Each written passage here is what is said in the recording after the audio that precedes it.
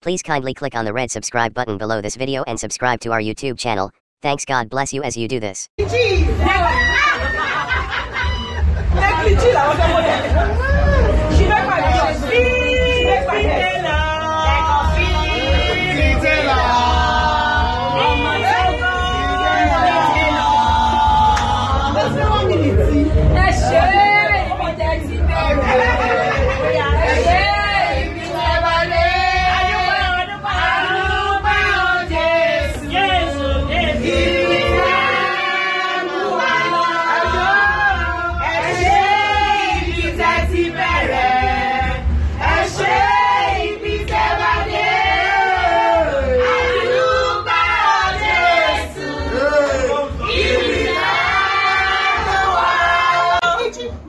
She makes negligence. So much.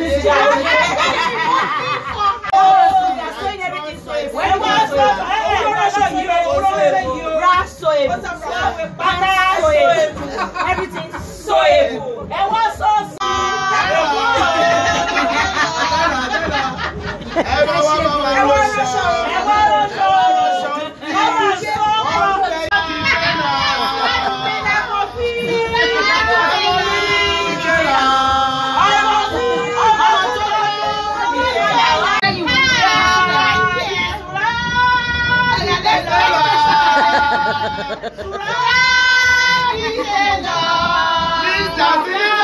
Thank you so much for watching our videos, and importantly, you need to subscribe because we drop videos almost every day. You have to subscribe. There's a circle here written Gua TV. Click on it, you see a subscribe button. Click on the subscribe button. That's so. And if you have a big show coming up, any event, you can call us.